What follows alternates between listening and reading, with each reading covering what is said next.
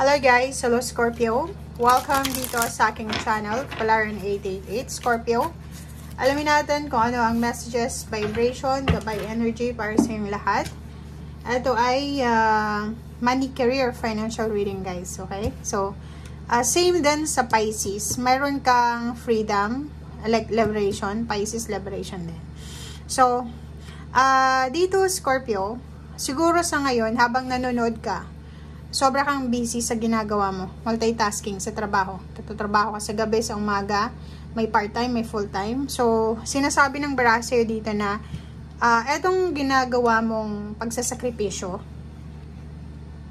ay may kaakibat ito na blessings. So, nahihirapan ka man sa ngayon, nakikita yan ng Panginoon.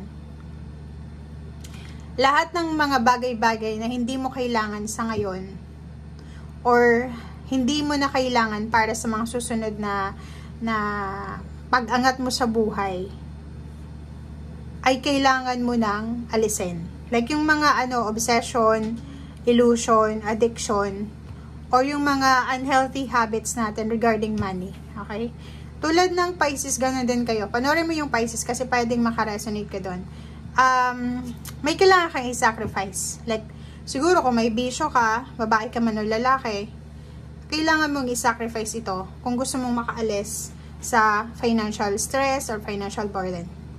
Kasi kahit magkanda-ugaga tayo sa pagtatrabaho, pagsisave ng pera, kung mayroon kang mga unhealthy lifestyles or habits, hindi ka makakaalis doon. Kasi parang ano yun restrictions and stagnation yung ganun Pag yung isang tao may bisyo, anumang klaseng bisyo yan, or may mga unhealthy na behavior, kahit anong trabaho, kahit anong pagsisikap, wala talagang naiipon guys. Kasi unang-una, doon sila nakakakuha ng parang yung illusion nila na maging masaya is doon sa kung ano man tong unhealthy habit. So, dito sa barahan to sinasabi na huwag kang matakot. Makinig ka sa sinasabi ng puso mo na kaya mo na alisin kung ano yung mga bagay-bagay na hindi na para sa'yo or hindi mo na kailangan para sa pag-usad mo. Okay? So, yun.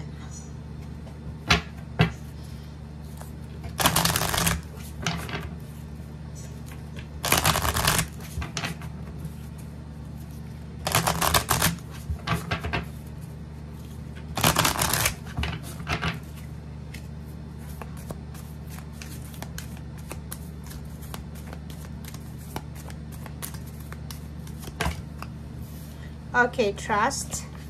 Oh, 'di ba? So, kung makikita mo dito, guys, siguro 'yon, may mga konti kayong takot. Natatakot yung iba sa inyo diyan, Scorpio, kasi 'yun na nga, may mga uncertainty dito na sa buhay mo. Like, kahit sabihin natin may trabaho ka ngayon, may ipon ka, pero hindi mo alam kung hanggang saan, hanggang kailan. 'Di ba? Ganoon naman talaga human being, hindi natin alam kung palagi kang malusog, palagi kang may trabaho, parang ganun. So, nakikita ko sa'yo dito, maraming mga emotional blockages na kumukontra, or hindi kumukontra, hindrance siya. Parang, hindi siya kumukontra, hadlang siya, 'di ba? Maraming mga financial and emotional na hindrances sa buhay mo. Kailangan mong magtiwala, unang-una sa sarili mo. Pangalawa, magtiwala ka sa Panginoon. Pangatlo, magtiwala ka sa kakayahan mo. May mga nangyari sa'yo sa nakaraan na hindi mo makalimutan. 'Di ba? Punong-puno ka ng grudges resentment. Grudges and resentment. Yun yung parang ang hirap-hirap alisin sa buhay mo. Pero kung ako sa'yo, kailangan mong pakawalan na yan Kasi hindi mo na yan kailangan Hindi mo na yan kailangan. Kasi the more na bit-bit mo yan, like dala-dala mo yan araw-araw, walang mangyayari sa'yo 'Di ba? Isipin mo, dapat nagfo-focus ka sa trabaho mo, dapat nagfo-focus ka sa blessings mo, tapos saka-focus ka doon sa galit mo sa katrabaho mo dati, sa boss mo dati, sa employer mo dati, sa nangutang sa'yo dati. So, parang wala kang peace of mind. Okay? Manifestation, cornucopia. Ang cornucopia guys is parang sinasabi sa'yo na abundance and prosperity. unlimited flow ng energy, ng blessings. So, ibig sabihin, huwag kang matakot, 'di ba? Huwag kang matakot kasi napakalawak ng biyaya ng Panginoon. May iba sa inyo kasi dito na yun na nga yung sabi ko sa'yo, may mga grudges and resentment ka. Siguro may nagdaan sa inyo na paghihirap. Like few years ago, financially sobrang burden ka, stress. And then may isang tao, isang pamilya na hindi ka tinulungan sa financial problems mo.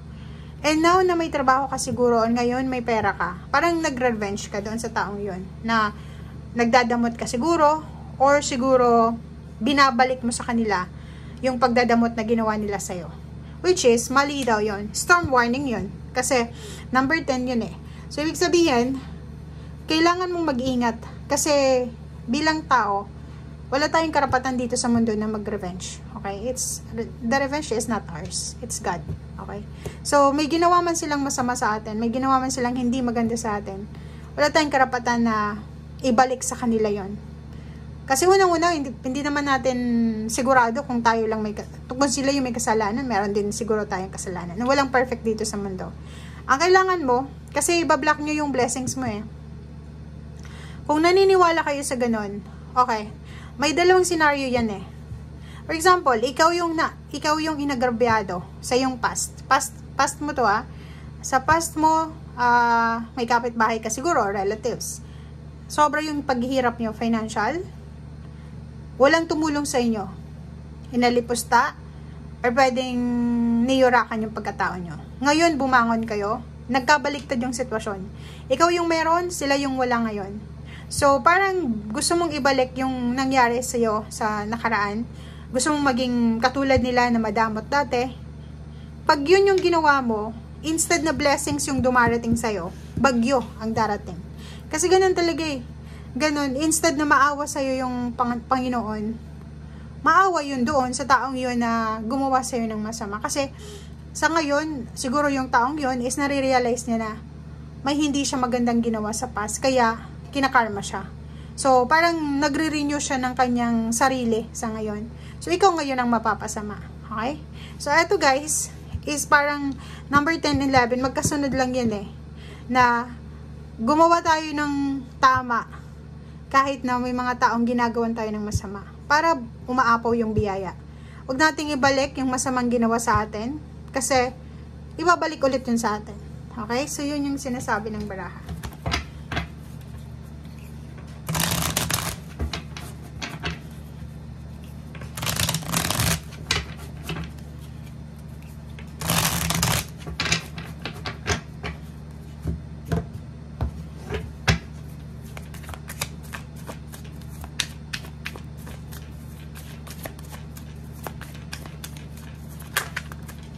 Okay, Page of Swords and 3 of Coins, 3 of Cups. So, yun. Ito yung tungkol sa future mo.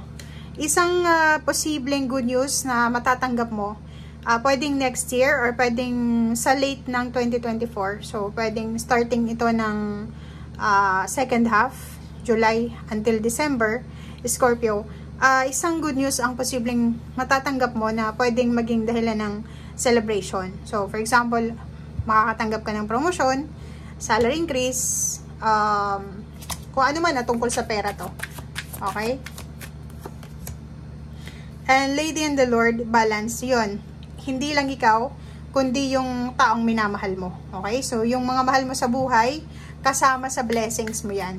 Okay? Tataas kayo. Magkakasama kayong tataas. Okay? And the Crown. Ganun din. Strength card. 8. Good news. Ang dami-daming good news, ang dami-daming financial healing na darating sa buhay mo bago matapos ang taong ito.